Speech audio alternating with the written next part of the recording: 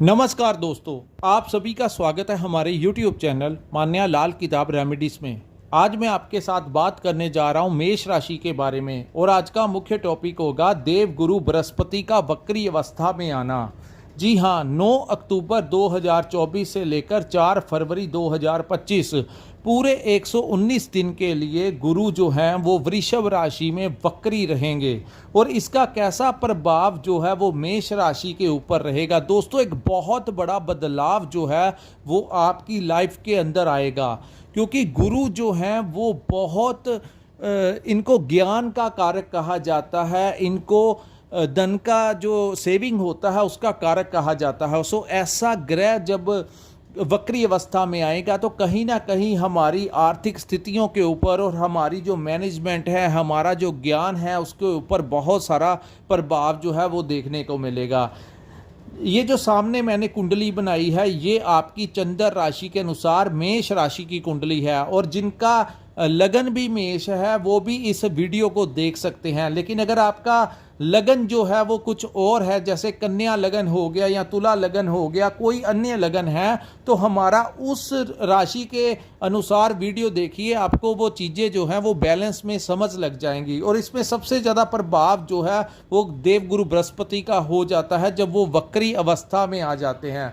दोस्तों, मई 2024 से गुरु जो हैं वो आपके धन और वाणी के भाव में बैठे हुए हैं। सो यहाँ पर गुरु जो हैं वो कारक अवस्था में होते हैं, धन और वाणी के भाव में कारक अवस्था में गुरु बैठे हुए थे, लेकिन अब जो है वो वक्री अवस्था में आ चुके हैं। सो परिस्थितियों में एक बहुत बड़ा बदलाव जो है वो ये टाइम लेकर आएगा। दोस्तों, गुरु जहाँ पर बैठते हैं वहाँ पर 3 भावों के ऊपर दृष्टियाँ डालते हैं। आज मैं आपको बताऊंगा कि वहाँ उस भाव से रिलेटेड आपको क्या फ़ायदा होगा और जिन भावों के ऊपर दृष्टियाँ होंगी उनसे आपको क्या फ़ायदा होगा।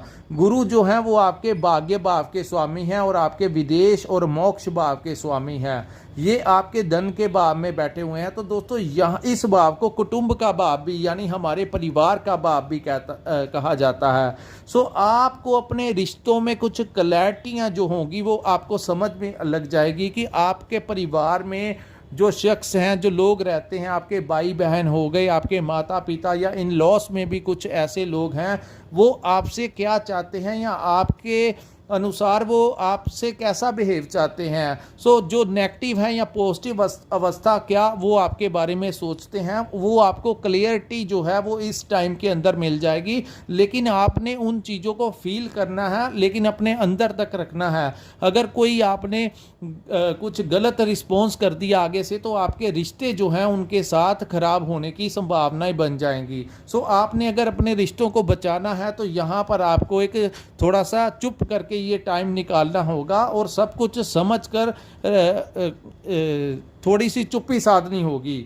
अब मैं आपको बताऊंगा दोस्तों, धन के भाव में वक्री अवस्था में गुरु आने से आपके जो खर्चे, बेनियंत्रित खर्चे हो रहे थे, पिछले मई महीने से आपने देखा होगा कि धन तो आ रहा था लेकिन आप बचत नहीं कर पा रहे थे। कुछ ईएमआई इसमें जा रही थी, कुछ लोगों ने अपनी पॉलिसीज वगैरह लॉन्ग टर्म करवाई हुई थी, उसमें आपका पैसा जा रहा था। तो ऐसी अवस्था थी कि जो आपकी सैलरी या आप अगर अपना व्यापार भी करते थे तो पैसा तो आता था लेकिन वो उसी हिसाब से खर्च भी हो जाता था और एंड में मंथ के एंड में आपके पास कुछ नहीं बचता था। तो ऐसी अवस्थाएं मेष राशि वालों के जातकों के ऊपर बनी हुई थी। लेकिन अब वहाँ पर एक बड़ा बदलाव होगा, खर्चों के ऊपर नियंत्रित हो जाएगा।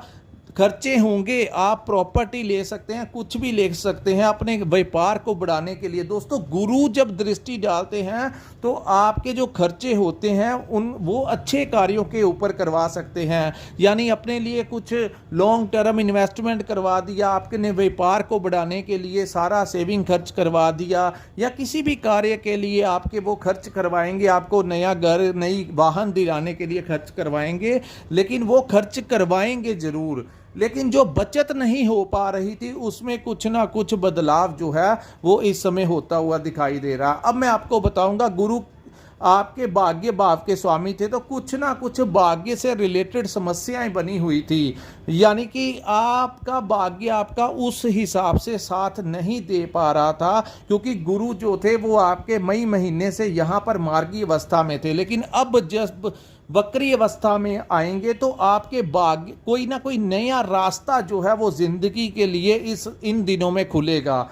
उसके पश्चात दोस्तों गुरु की एक दृष्टि जो है वो आपके छठे भाव के ऊपर पड़ेगी। इसको रोग, ऋण और शत्रुओं का भाव कहते हैं। तो यहाँ पर आपने देखा होगा आपके हेल्थ के अंदर कोई अगर समस्याएं आ रही थी या कुछ परेशानियां आ रही थी या आपको नहीं भी आ रही थी, तो इस समय आपके अंदर कोई छोटी मोटी दिक्कत होगी भी तो वो भी बाहर आ जाएगी और उसका निवारण भी गुरु की दृष्टि जो है वो कर देगी। यानी हेल्थ वाइज आपके लिए ये टाइम जो होगा, आपको अंदर कुछ होगा भी तो वो भी उसका भी ट्रीटमेंट करवा जाएगा। सो आपने इसको नेगेटिव वे में नहीं लेना। कई बार प्रॉब्लम तब समझ लगती है जब अवस्थाएं बहुत ज़्यादा बढ़ जाती हैं, लेकिन यहाँ पर वो आपकी हेल्थ को इम्प्रूव करने के लिए आएंगे। दूसरी दोस्तों, इस भाव को हमारे ऋणों का भाव भी कहा जाता है। तो ऋण कर्ज अगर आपके ऊपर कोई चढ़ा हुआ है तो इस समय के दौरान 119 दिनों के दौरान कुछ ना कुछ ऐसा लाभ कुछ होगा कि आप अपने कर्जों को चुकाने में सक्षम हो जाएंगे। यानी अगर आपके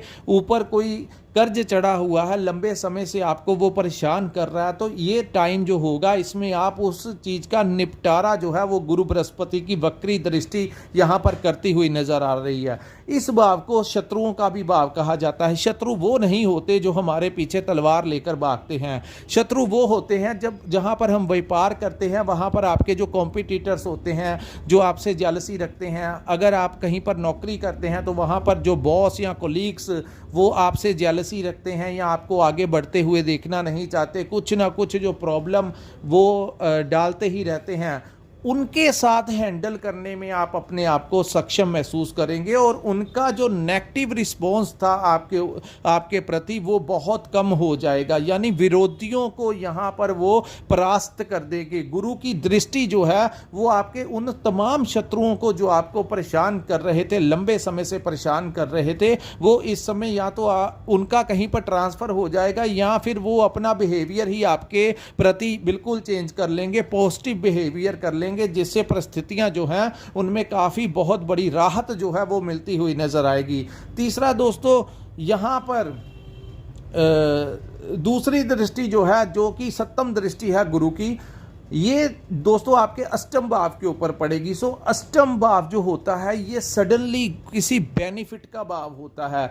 तो किसी भी कार्य में हो सकता है आपको कोई बहुत बड़ा प्रॉफिट भी यहाँ पर मिलता हुआ दिखाई दे रहा है, लेकिन अगर आपको कोई बहुत बड़ा प्रॉफिट हुआ तो उसको आप किसी जगह के ऊपर इन्वेस्ट कर देना, या तो अपना कर्ज उतार देना या किसी जगह के ऊपर आप इन्वेस्ट कर देना। अगर आप अपनी सेविंग अकाउंट में उसको रख लेंगे तो वो धीरे धीरे कर वो पैसे जो हैं वो खर्च हो जाएंगे और एंड में वहाँ पर अंत में कुछ बचत नहीं होगी। सो अगर कोई बड़ा अमाउंट आपको इन दिनों में आएगा तो उससे कोई मेजर कार्य, अगर आपके ऊपर कोई कर्ज है तो या तो वो अमाउंट उस वहां पर डाल देना और अपना कर्ज खत्म करवा देना, या फिर उससे अपने व्यापार को बढ़ाने के लिए कुछ ना कुछ इन्वेस्ट कर देना। यहां पर कई बार आपको बीच में, क्योंकि बचत न होने के कारण आपको कई बार ऐसा भी महसूस हो सकता है कि जो लॉन्ग टर्म पॉलिसीज आपने करवाई हुई है उसकी जो हर महीने इंस्टॉलमेंट जाती है, उससे भी आपको ऐसा महसूस होगा जब पैसों की जरूरत है तो आप अपने ही पैसे को यूज़ नहीं कर पा रहे। सो इसके कारण एक इरिटेशन, एक फ्रस्ट्रेशन आपके अंदर आ सकती है, लेकिन इसको ऐसे ही रहने दीजिए, इसको मत छेड़ना और अपनी किसी भी पॉलिसी को आपने तोड़वाना नहीं है। अगर सेविंग नहीं हो पा रही और खर्च ज़्यादा बढ़ते हुए नज़र आ रहे हैं तो जैसे भी करके ये समय जो है वो निकाल लेना। अगर आपने उन पॉलिसीज़ को विड्रॉल करवाने की कोशिश की तो वो आपके बहुत बड़े अमाउंट वो भी जो है वो किसी ना किसी जगह के ऊपर खर्च हो जाएगा और एंड में सेविंग नहीं बचेगी। लेकिन अगर आप जैसे भी करके आप उन चीज़ों को मैनेज कर लेंगे तो वो एक टाइम के ऊपर आपको बड़ा अमाउंट विद इंटरेस्ट जो है वो आपको मिलेगा। सो किसी भी प्रकार से आपने उन चीज़ों को मत छेड़ना जो लंबे समय से चल रही हैं। इसके पश्चात दोस्तों, इस भाव को अचानक से लाभ का भाव तो मैंने आपको बता दिया। इस भाव को गुप्त रहस्यों का भाव, इस भाव को जो लोग डॉक्टर्स हैं, इंजीनियर्स हैं, जो आए दिन टेक्निकल कुछ ना कुछ इन्वेंशन करते हैं, उन लोगों के लिए ये टाइम जो होगा वो अच्छा होगा। वो किसी नए कार्य का इन्वेंशन इस समय करते हुए नजर आएंगे। दूसरा, यहाँ पर आपको मेडिटेशन जो है वो अपने आपको धार्मिक कार्यों की तरफ आपको इन्वॉल्व कर सकते हैं, जैसे मंदिर जाना, या आप किसी भी धर्म से बिलोंग करते हैं तो अपने इष्ट देव को मानने के लिए उस यूनिवर्स को, उस ब्रह्मांड में एक जो एनर्जी है उसके टच में आप जाते हुए अपने आप को नजर आएंगे। यानी कि आपके धार्मिक कार्यों के प्रति आपका रुझान जो है वो यहाँ पर बढ़ने की संभावनाएं हैं। सो अष्टम भाव में जो लोग तंत्र विद्या के साथ रिलेटेड कोई सिद्धि वगैरह प्राप्त करना चाहते हैं, या गुरु दक्षिणा लेना चाहते हैं, या कुछ भी ऐसा कार्य करना चाहते हैं, उन लोगों के लिए ये टाइम जो होगा वो बहुत अच्छा होगा और आपका बहुत बड़ा फेवर करता हुआ नजर आएगा। दोस्तों, गुरु आपके भाग्य भाव के स्वामी हैं। इस भाव को पिता का भी भाव कहा जाता है। तो वक्री दृष्टि होने के कारण यहां पर आपके पिता का सहयोग आपको मिलता हुआ नजर आएगा। दूसरा, आपको कोई जो आपके गुरु हैं, चाहे वो किसी भी क्षेत्र में हैं, चाहे आप स्टडी करते हैं तो आपके टीचर्स हैं, या आप कोई कार्य सीख रहे हैं वहाँ पर जो आपके ट्रेनर्स हैं, उनसे आपको कोई विशेष लाभ, उनका कोई बड़ा आशीर्वाद, कोई नया रास्ता आपको मार्गदर्शन करते हुए नजर आएंगे। और जो जानकारी आपको प्राप्त होगी वो आपकी आने वाली जिंदगी में कुछ ना कुछ नई रोशनी लेकर आएगी। सो पिता का समर्थन इस समय मिलता हुआ दिखाई दे रहा। लेकिन 20 तारीख के पश्चात जब सूर्य नीच भाव में आ जाएंगे तो थोड़ा सा बैलेंस करके चलना है आपके अपने पार्टनर के साथ, क्योंकि वो पार्टनर के भाव में सूर्य देव जो है वो नीच अवस्था में आ जाएंगे। सो कुछ थोड़ा बहुत जो है वो आपको मैनेज करना होगा। ऐसी अवस्थाएं जो हैं वो करवाने की कोशिश करेंगे, लेकिन गुरु बहुत कुछ यहाँ पर संभालते हुए भी नजर आ रहे हैं। तीसरा दोस्तों, गुरु की दृष्टि जो है वो आपके कर्म भाव के ऊपर पड़ेगी, यानी दसम भाव के ऊपर उनकी 5, 7, 9th जो दृष्टि है वो आपके कर्म भाव के ऊपर पड़ेगी। तो कर्म भाव में आपके वर्क प्लेस के ऊपर जो परेशानियां आपको आ रही थी, अगर आप काम कर रहे थे तो आपके पास कस्टमर नहीं आ रहे थे, कोई नया प्रोजेक्ट नहीं मिल रहा था, नया टेंडर नहीं मिल रहा था, कुछ ना कुछ समस्याएं जो बनी हुई थी उसमें कोई बड़ी राहत जो है इस समय मिलती हुई नजर आएगी। कोई नया अचानक से कोई टेंडर आपको मिल सकता है, कोई नया कार्य आपका हो सकता है, कोई रुका हुआ धन आपको इस समय मिलता हुआ नजर आएगा। दूसरा, नौकरी में दोस्तों, इस बार में नौकरी में हालांकि सीनियर्स जो हैं वो कुछ ना कुछ, आप जहां पर काम करते हैं आपके वर्क प्लेस के ऊपर सीनियर्स कुछ ना कुछ आपके कामों में परेशानी करते हुए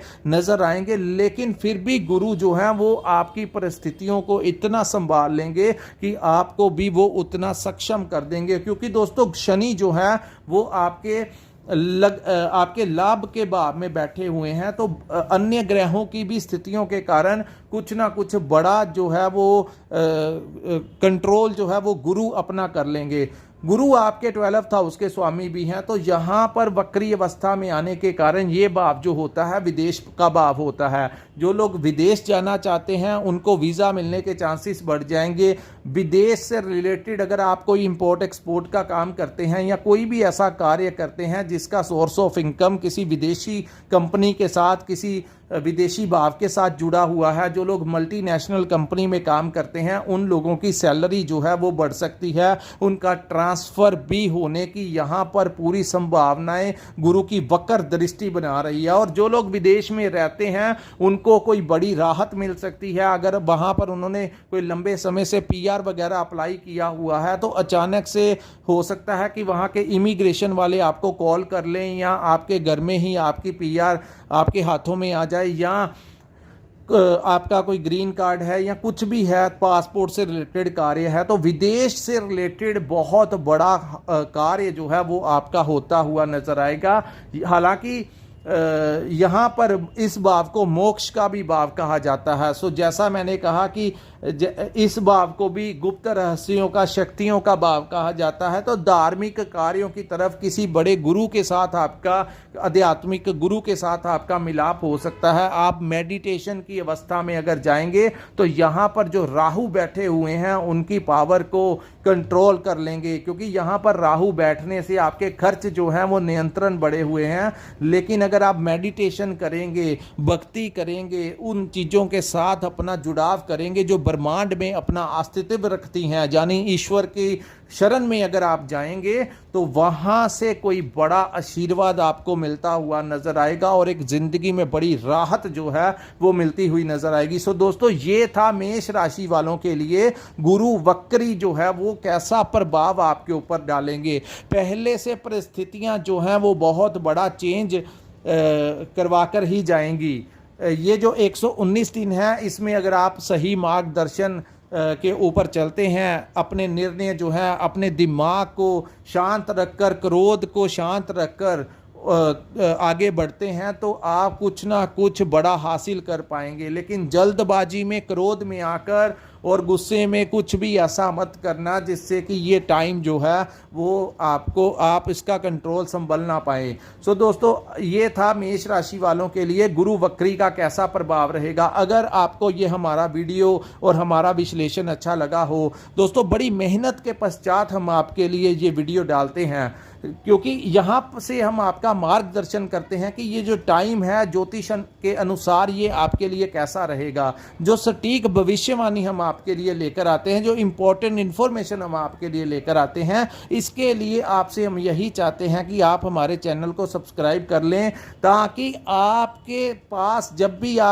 हम आपकी राशि के अनुसार कोई वीडियो अपलोड करें तो सबसे पहले नोटिफिकेशन जो है वो आप तक पहुंच जाए। आप ये जानकारी जो है आप घर बैठे ही अपने अनुसार, अपनी राशि के अनुसार ले लें, ताकि आपका अच्छा सा मार्गदर्शन हो जाए और आपको इस समय का कैसे फ़ायदा लेना है और किन चीज़ों से आपने अपना बचाव करना है, उन चीज़ों से आप बच के निकल जाएं। सो दोस्तों, अगर किसी ने अपनी जन्म कुंडली का विश्लेषण करवाना होगा, जिनके पास अपना डेट ऑफ बर्थ टाइम है और वो चाहते हैं अपने आने वाले कल के बारे में जानना, अपना मार्गदर्शन लेना, तो कृपया स्क्रीन के ऊपर जो हमारा नंबर दिया है वहां पर आप हमारे साथ संपर्क करके अपनी कुंडली का पूर्ण विश्लेषण करवा सकते हैं। इसी के साथ इस वीडियो को मैं विराम लगाता हूं। नमस्कार, जय माता दी।